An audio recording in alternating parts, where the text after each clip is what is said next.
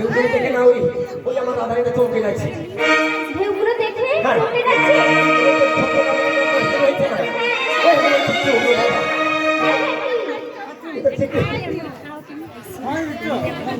ভাই হ্যাঁ বলো। ওই ঢেউগুলো দেখে হ্যাঁ আমার মনের মধ্যে কেমন একটা ঢেউ খেতে যায়। কেমন ঢেউ খেলছে গো? কেমন ঢেউ খেতে জানিস তো? হ্যাঁ বলো। ও ঢেউ খেলে ও ঢেউ খেলে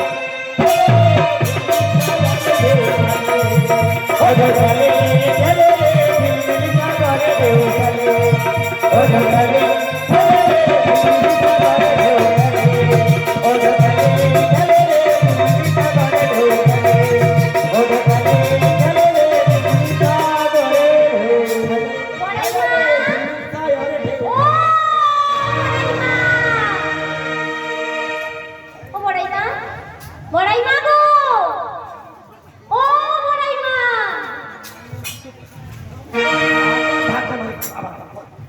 কি হয়েছে জানো? কি হচ্ছে?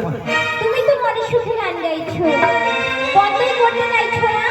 আরে বাবা এই ঢেউ দেখে আমার একটা ঢেউ খেতে গেল আর কি।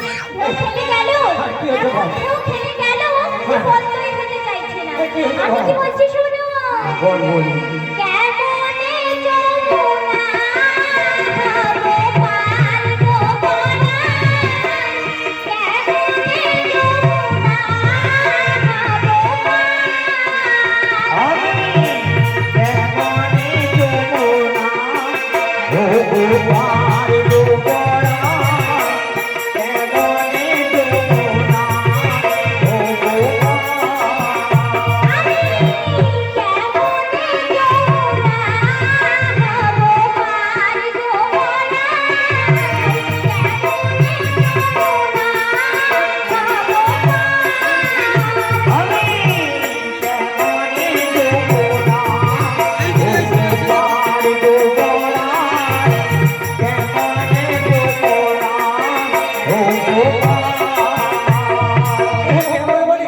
আমি ভেবেছি কি জানিস তো আমার সঙ্গীরা সব একসঙ্গে লাইন করে দাঁড়াবো নদীর ধারে, বুঝলি? হ্যাঁ, কি করবে?